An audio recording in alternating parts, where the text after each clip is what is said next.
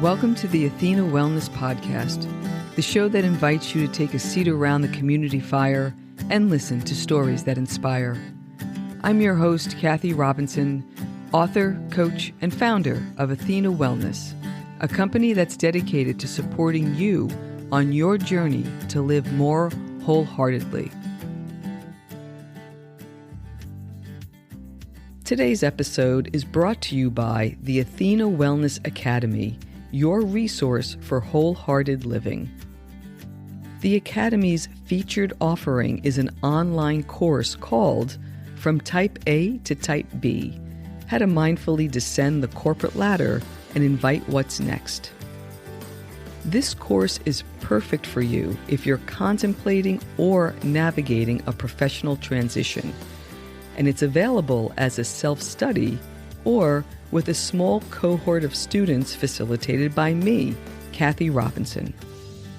To learn more, I invite you to go to athenawellnessacademy.teachable.com or click on the link in the show notes. Hello and welcome. Thanks so much for joining me. Today's episode is about the zig-zaggy path that we take throughout our careers and our lives. It's about how our childhood dreams stay with us and can provide inspiration on that journey until one day they're realized. It's about how music can be spiritual, connective, and a healing experience. And it's about how we grow when we push our edge by living the life of our dreams. I'm joined today by creative entrepreneur and author Diane Hatz. She's had careers in the record industry and a nonprofit before pursuing her dream of becoming a full-time writer. And Diane's book, Rock Gods and Messy Monsters, was recently released. Here's what we cover. An overview of Diane's unusual career path and its unifying thread, the 1990s music scene in New York City, the role spirituality plays in her life, the decision to move to New Mexico after 30 years in Manhattan, and how to use tenacity to find yourself. You can sign up for Diane's newsletter at dianehatz.substack.com, and I'll put a link to that newsletter and her book in the show notes. And now on to the show. I hope you enjoy the conversation. All right. Diane, welcome to the Athena Wellness Podcast. Thank you so much for joining me today. Thank you so much for having me, Kathy. So please, share a bit about who you are and what you do. Who I am? It's a loaded question. We could be here a long time, right? Yeah. We get very deep here. Let's say I'm a creative entrepreneur who has recently decided that my inner is more important than my outer, and I am on a spiritual quest to be financially successful while carrying spirit and my practice with me. I have to say that that's one of the more unique intros that I've had on the 160 plus episodes so far. And I mean that very complimentary. Usually it's very linear. And that was, I think it owned up to the who am I part of the question. So thank you for that. Thank you. But you've had a very zigzaggy path to get to where you are from a career perspective. So can you share a bit about what you've done career-wise that has led you to this point where you could take a more inner approach and more spiritual approach to what you do? So with me, everything is sort of wrapped in together. When I was in my early teens, I realized I loved to write. I was really into rock and roll music, also listened to the radio all the time. I became obsessed with The Who, and I wanted to be taken seriously. So I started a fanzine in my teens, and that was when I really started to develop my writing chops. Fast forward, I was able to get my master's degree in creative writing in London. I tell everyone you do not need a master's degree to be a writer, but I did. I also wanted to live in London for a few years, came back. And then when I finished my thesis, I was like, you know what? I want to move to New York City, work in music while I pursue writing books. So I did that. I was in music for about 10 years. I was there as music was transitioning to being very corporate. So I was told by the CFO of a major record company that I would never get promoted. So I wrote a book, which I know we're going to talk about. It's loosely based around my experiences, and I just had to get out. So I answered an ad in the New York Times back when you faxed resumes. Ended up in a small private nonprofit. Like, my first job was helping shut down the factory farm. So had a 25-year career as a nonprofit healthy food advocate. I was getting to the end of my 50s. COVID was the final thing. I lived in Manhattan for 30 years, and I just didn't want to do it anymore. So COVID was really the impetus that got me to pack up everything, to move on my own to New Mexico, where I did not know a soul. Landed here, spent a year, like, as a New Yorker, I'm going to open a center for food, art, culture, and calm. And I'm going to have, I was putting on big events. I used to do TEDx Manhattan. I was a big event on food. So I was like, I'm going to do an event as proof of food, or as proof of concept. And then Delta hit, and then Omicron hit. And then I'm like, Diane, the universe is telling you, stop. And I stopped, and I sat, and I exhaled, and I realized my passion was gone. So at the end of 2021, I closed down my nonprofit, and I started writing. And I started like Newsbreak, which is like a newspaper reporting. I tried essays.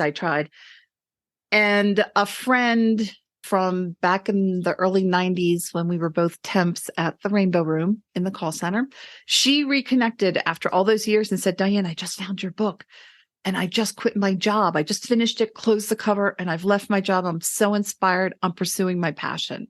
So with her encouragement, I then proclaimed to the universe, I am a full-time fiction writer, and I have this book behind me. I have just republished Rock Gods and Messy Monsters. I'm in the midst of a next book. So I am a full-time fiction writer, and I will make a living at it. All right. Like I said, quite a storied, no pun intended, career here. And I'm trying to find the thread that runs through it. Like, I love that it started with a love of writing. It kind of took some turns there. But if you had to pull a thread through all of that, what do you think it was that led you from turn to turn to turn? I think it's tenacity, perseverance, and an unwavering quest to find myself. I grew up in an era where I grew up in an environment where I was told who I was. The reason I did not get an undergrad in writing is I was told to get a business degree, all well-intentioned. Anything creative was looked down upon. And I am tenacious, and I was not happy. And I now live life through how I feel. And that's my guidepost. But I didn't understand it back then. So my life has been a search to find and love myself. And I actually think everybody should do that. There's something about that word tenacity, right? Because I can certainly align with that. But then you got to a point where you stopped and paused. That is not the trait of a tenacious person. Correct. So that I'm really interested in. I understand that you were trying these different things. You felt like there were these roadblocks that were being put up. You took a broader view as to why that might be, but to stop. So tell me a little bit more about where you were and what led to that and what it felt like not trying to push that ball forward. So I believe that the universe gives everyone gifts every day. And our task, or just our opportunity, is to see them. So COVID was a nightmare in the East Village when it first started. I did not have a washer and dryer, so when that shut down, when the health food store I shopped at shut down, when everyone basically had left, there was, and we were scared. We were spraying packages, leaving them out in the hall for 3 days. I didn't have much else to do. I was 59. So I was about 58 when this started. So there's a thing called a Saturn return. Whether or not you believe in astrology, it's what other people deem your midlife crisis. So I had tried the drinking and partying. I had tried the music industry. I had traveled the world. I had studied Buddhism seriously for years, but I did it like a New Yorker. I was meditating 45 minutes a day, and I was chanting mantras, and I was this initiation, that initiation. I also menopause.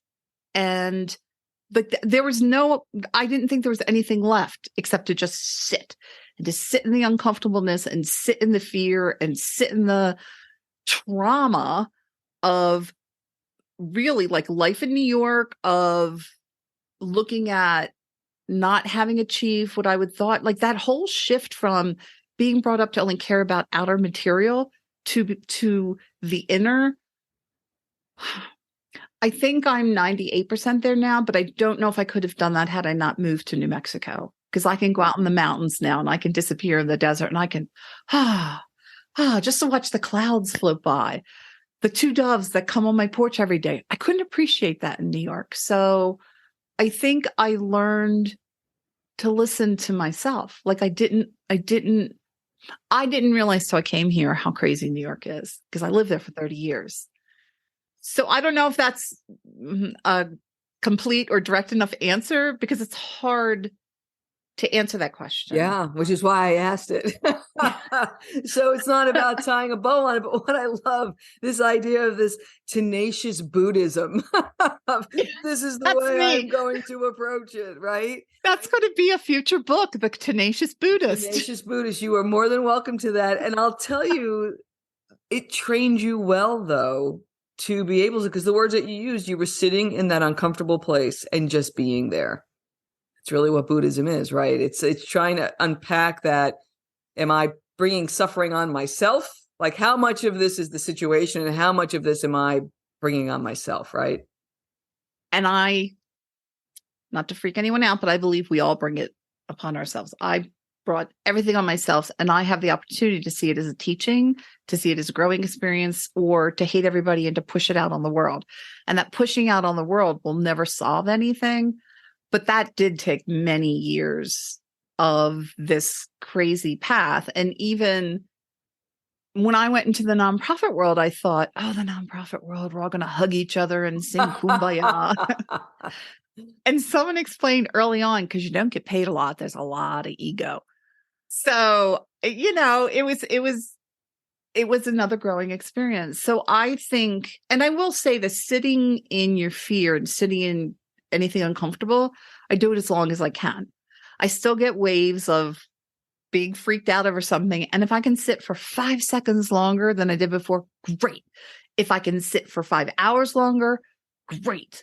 But it's the process of moving forward. It's not how fast or far you're going. That sounds like wisdom to me. It sounds like hard-earned wisdom. I was going to ask you about your spirituality, knowing that it does play a big role in your life. And so you've kind of mentioned certain things, but can you give me a little bit of that journey of how that started and where you are today? Sure. So let's go back to my teenage years and the Who. So Pete Townsend was into this Indian guru called Meher Baba. Tommy is based on Meher Baba's teaching. And I got introduced to Eastern philosophy through my passion for rock and roll. So that opened me up when I was in college. I minored in philosophy. Philosophy and spirituality is very aligned to me. And then I got an opportunity in the late 90s to see the Dalai Lama in Washington, D.C.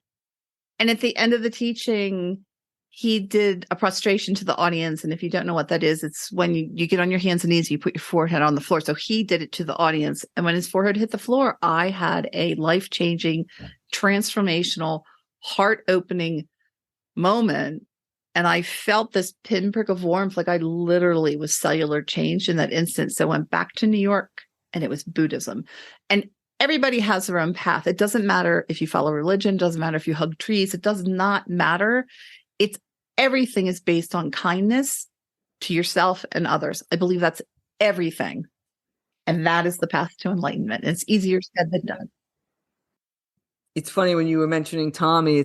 I wonder how many of us of this demographic, of our demographic, have really been changed and really got their first introduction to true spirituality through rock and roll, because I was brought up Catholic, but it was when those headphones were on my head, and, Quadrophenia, which isn't a spiritual record by any means, quite the opposite. But Tommy, the Beatles were doing a lot of Tomorrow Never Knows. I got to go back to Quadrophenia, though. Quadrophenia maybe wouldn't be traditionally spiritual, but Quadrophenia saved my life. Quadrophenia and Darkness on the Edge of Town, Bruce Springsteen, but Quadrophenia is an absolute masterpiece. And for any angsty teenager, like Townsend was able to capture the angst, the global angst of all teenagers. I agree with you 100%.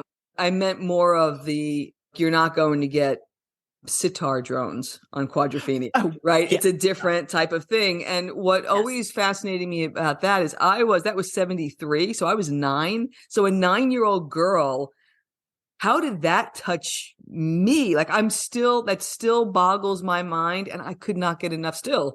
I hear that the intro, and I get chills. There's just something about that record that is just pure power, but it's pure teenage male power that was just, it's transcendence. So not in a loving, kindness kind of way, but in a pure male teenage expression kind of way that he captured, that energy. Yes. And how that could connect with a 9-year-old girl in the States, still kind of boggles my mind. I was just listening to it probably last weekend. I had it cranked up, turned up to 11. God, this still sounds amazing. I just saw them in Denver 43 years later, and they're still doing it. And I also have to say, with music, I remember I was still a teenager. It was December 1980. I had tickets to see Springsteen for the first time, and John Lennon was murdered. And I was a huge Beatles fan. That was my first death that really affected me. So I wasn't going to go to the show, and they came on the radio and they said Springsteen and the band were going to cancel, but they decided that Lennon would want them to carry on. So I went. During Jungleland, there's a musical interlude, and Springsteen started throwing his fist in the air. 20,000 people did the same. And there was a moment I connected with 20,000 people, and we all became one in our grief. Mm-hmm. And I understood how rock and roll is spiritual. It wasn't just listening to it now, it's that shared experience. It was more church than any church I've ever been to. And I'll see Springsteen to the day I die. I don't care if he mimes it, if he, just dances. I'm there. I mean, his Broadway show so blew my mind. I went and road trip to Arizona for 10 days after. So my, not a hope for the people, but I feel so fortunate, and I do hope that everyone finds that thing. For us, it seems, for you too, it was rock and roll. Without a doubt. It could be knitting. It could be hiking in a forest. I mean, there are many ways to get there, but that unbridled, raw energy that I used to get at concerts, don't get that anymore. Not like that. It's like communion. Yeah. There's that connection with all these people. There's a communion of sorts.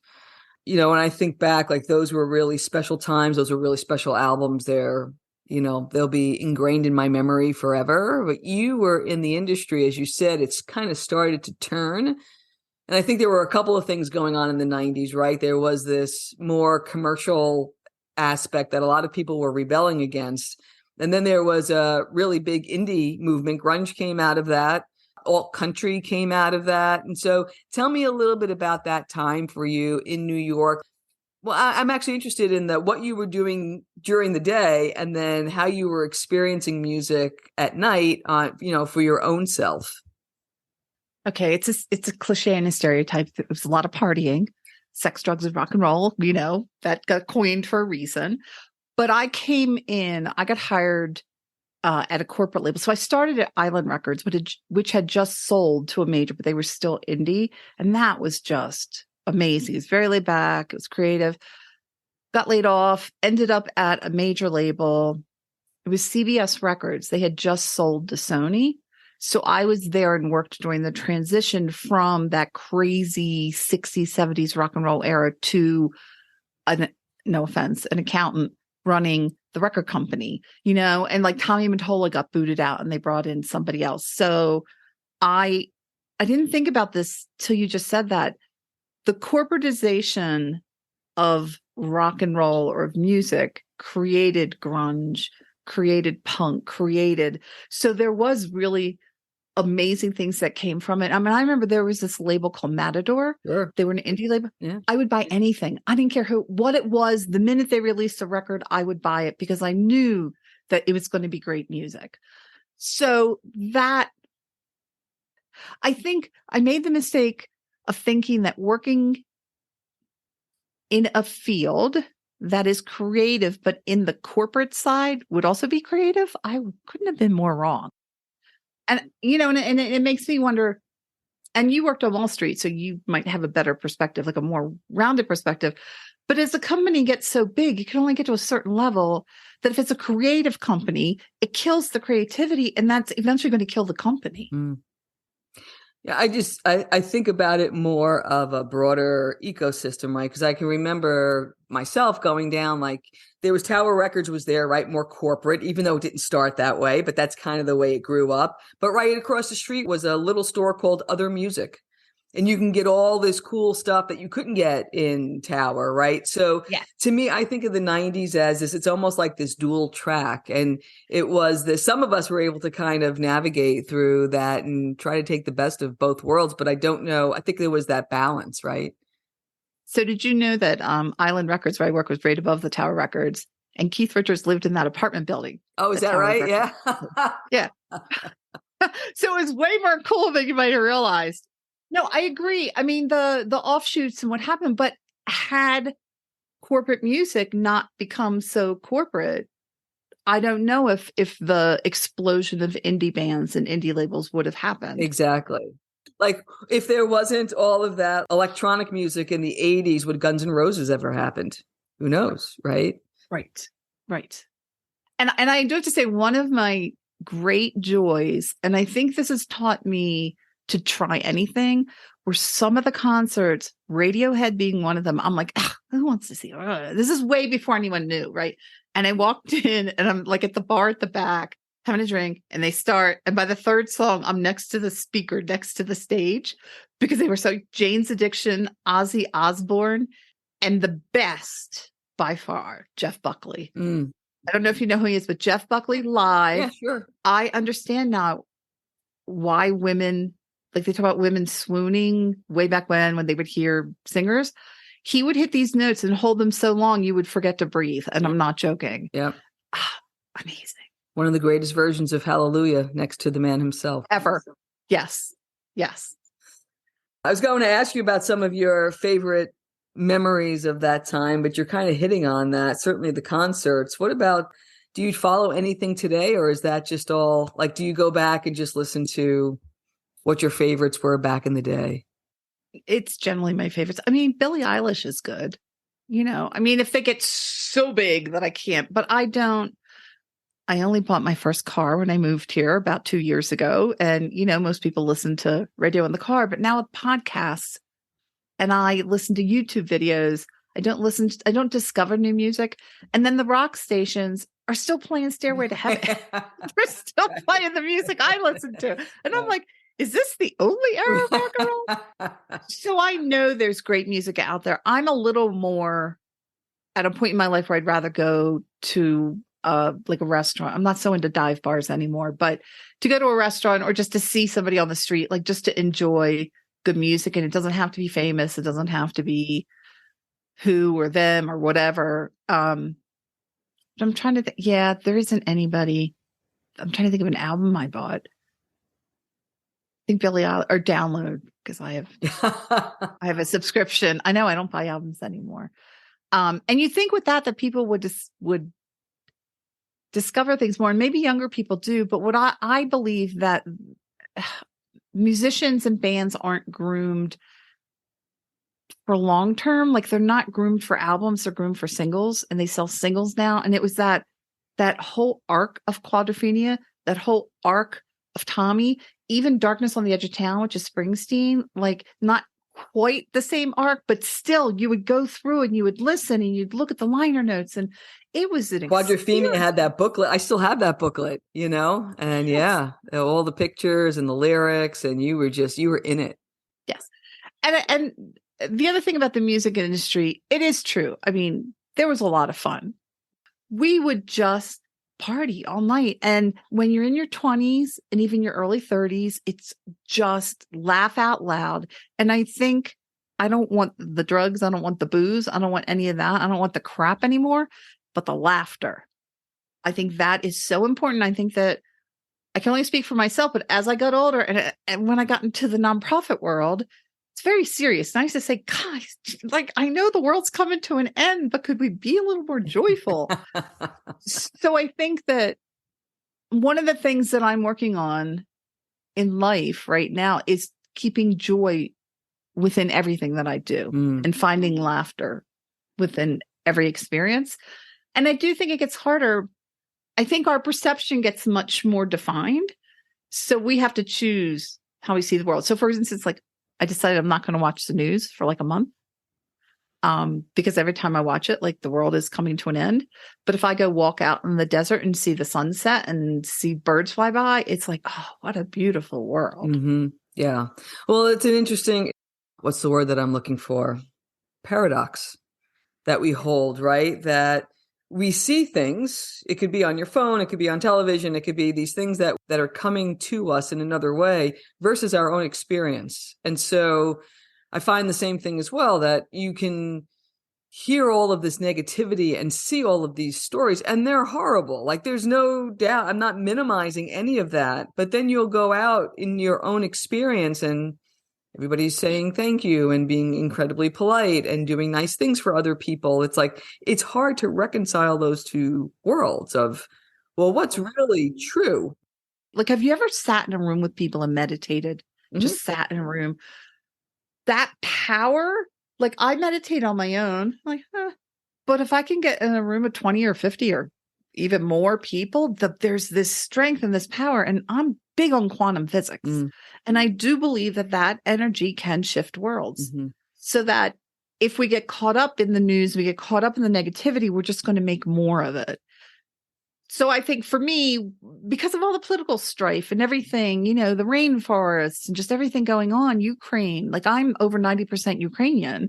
And like, just to see what the relatives I will never meet, because a lot of immigrants wouldn't talk about the old country when they came here. My grandparents came, but to see what's going on there, I mean, it's horrific, but it's Rod Stewart who bought a house and has put a family in it and is paying all their expenses from the Ukraine.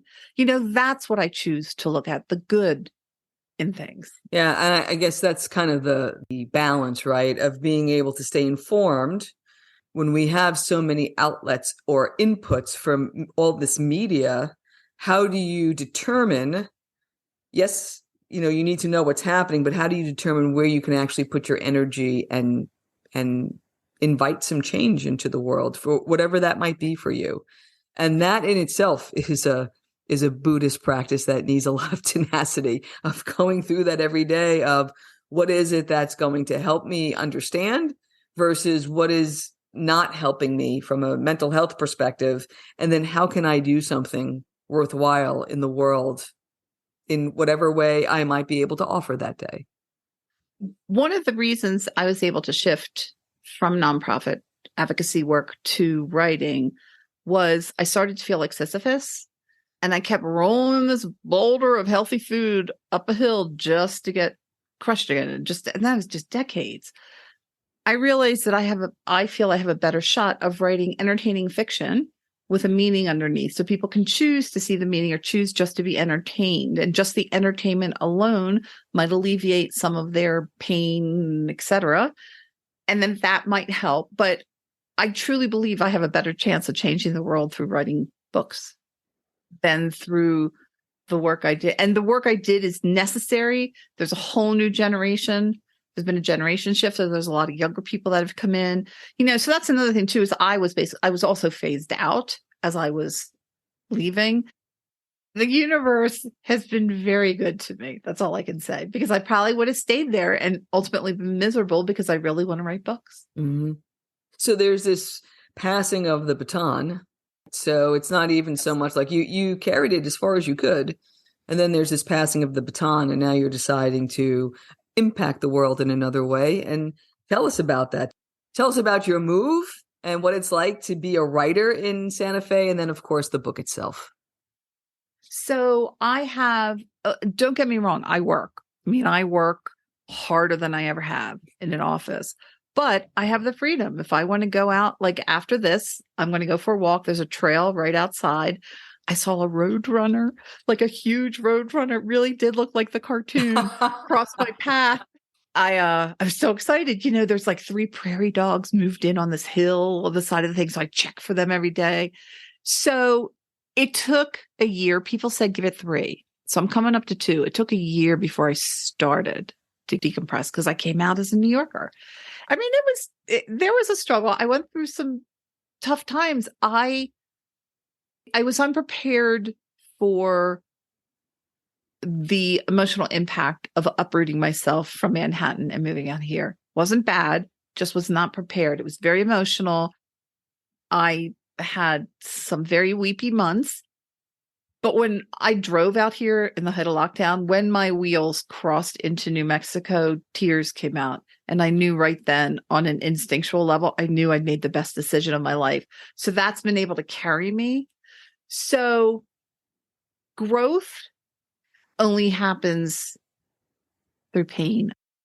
When a person is fearful, when a person is scared, what I do is I remind myself that this is growth. Like, look at a butterfly. That strength it takes to break out of the cocoon from caterpillar to butterfly has to be incredibly painful. And I know they've done some research, and I can't quote studies, but they have done research. There's a woman in New York, I think at Columbia, and she's doing research on spirituality and like pain or depression or trauma, and that people who have gone through painful experiences are the ones who are more open and who have more of a capacity for spiritual growth. So I try to just remind myself, and then I do what I can. If I curl up with Netflix for 2 days, that's fine. And I have the ability to do that. Mm-hmm. What's interesting about the caterpillar to butterfly is that if you try to help the butterfly as it's trying to struggle to get out of that cocoon, it will not survive. So it is the struggle, very much to your point, that allows it to get the strength. So when it is out, it can actually use its wings. Yes. Yes. So tell us about your book. Give us the title and a little synopsis. It's called Rock God's Messy Monsters. It's essentially one woman's search for self in a very insane 1990s record company. It's fiction, but it is based on experiences I've had and things that I've seen. Within it, there are a cast of comedic characters who are the executives. The aliens have bought this record company, and they hatch a half clone, half human rock star, and they make the executives turn this clone bot, is what I call them, a clone bot, into a rock star. So it's 2 stories in one. So it's Alex, the main character. She's trying to get out of this job that she hates, only to find out her boss is firing her and then telling her that she has to do more work, and then is not letting people hire her, which is a little autobiographical element there. Yeah, little. Bottom line, it's a cautionary tale that our dreams can be illusions, and what we need is courage and self-love in order to do something about it. The door's always open. We can always quit our job. We can always walk out, but we need the strength to do so. So it's her whole path toward self-discovery and self-love, basically. Wonderful. I'm curious what lessons you've learned as a result of writing it. So what is it about the story that you learned? I truly believe that there is a higher power, that we each have a higher power, guardian angel, God, whatever you want to call it. And that force is always there guiding us. We just have to be able to listen, and we do make our own choices. So through the book, because in the book, the brain that she has to take out, she has to take her brain out and put it on an urn every day because she's not allowed to think, but her brain talks to her. And it's all the whole learning to listen to your inner self. I also learned that writing is way more difficult than people realize until you sit down to write a book. And now what I'm learning is that marketing and promoting it is way more complicated. That is true. It makes you long for those days when you were just behind your computer and it was you and it. I feel you. And, I know many artists have said this. There was a point, and it didn't happen all the time, but I would sink in with the writing, and you get into, like, they call it flow, but the book would write itself, and I'd be screaming at the characters, "No, you can't do that." So there's this high, and I'm sure you got it because you did marathons. If there's a high you get, and that high for me is a connection to something beyond just me, and it's a spacious, interconnected consciousness, kind of flowy, beautiful, tapping into that. I think that's why a lot of people do drugs, and you can't get there through drugs. Well, it's very fleeting. Well, right. You might have a glimpse, but you're not gonna. So I don't know. I feel like for me, writing is allowing me to find myself. It's baking for other people. It's, you know what I mean? It's making cocktails for other people. But for me, writing is my connection to my higher self. Mm-hmm. Yeah. I understand what you're saying, because the thread for me, whether it was ultra marathoning or doing these endurance cycling or writing or even starting a business, long road trips, these are, it would seem like quests that are almost impossible at the start, and all you learn through them. And I think when I look back, it's like my most memorable life memories are these times of, and there is a tenacity and there is a presence. And I think maybe that's what it does, right? There's a deep presence when you're trying to figure that out. Yes. And perhaps that's that unifying. That's what gives you that euphoria in a lot of ways, and that connection, because you are just in it in that moment. And that's where everything connects. Yes. Yes. Totally agree. So what's on your writing horizon? So because indie publishing has been like so challenging, not in a bad way, but just I'm going to be writing a book on how to indie publish. A lot of people I know, I'm in a big women's writing group, so I'm like, I'll do it even if just for you. That will be my first nonfiction book, but I'm also in the first rewrite of my next book that I can't really talk about yet because it's not defined enough, but it's social commentary on materialism. So it's inward versus outward, but it's going to be a series, and it's going to be like I think it's going to be like a Lord of the Rings sort of epic adventure, but not that fantastical. I don't know if it's going to be absurdist like this book. And it's weird because that voice didn't come out till about the fourth rewrite. I'm hoping I don't need 4 major rewrites on this one, but I haven't sort of clicked into my voice. And when I do, it sings. So I never could understand how 4 different people could take 4 different instruments and make such great music. But when I write and I click into it, I hear a melody and it can become a symphony. And I don't know how to explain that. Mm-hmm. Yeah, that's being in flow, right? Because it's more than you that's sitting down to the page there. That's beautiful. Yeah. So my goal is to start to think about an editor in January. So probably might be 2024, late 2023, have that next book out. All right. So tell us, how can we find your book? How can people find you? What's the best way to connect with you? So the best way, just one place. I have a Substack, which if you don't know what Substack is, it's a newsletter. So just dianehatz.substack.com. My book is on all Amazons worldwide. That's probably the easiest way. Okay, perfect. I will link all that up in the show notes. And I appreciate you so much for this wonderful conversation. And thank you for being on the show. Oh, thank you for having me, Kathy. This was a joy. Thank you so much for joining me today. I know there are many ways you can spend your time. Thank you for choosing to spend it with me. Until our paths cross again, be kind to yourself and show your warrior spirit some love. If you know anyone who could benefit from today's episode, please pass it on. And many thanks for supporting the show by subscribing and leaving a review. It means a lot, and it helps others find their way to our circle. If you'd like to access the show notes, have a question you'd like addressed on a future episode, or would like a transcript of this episode, visit www.athenawellness.com/podcast. Until next time, be well.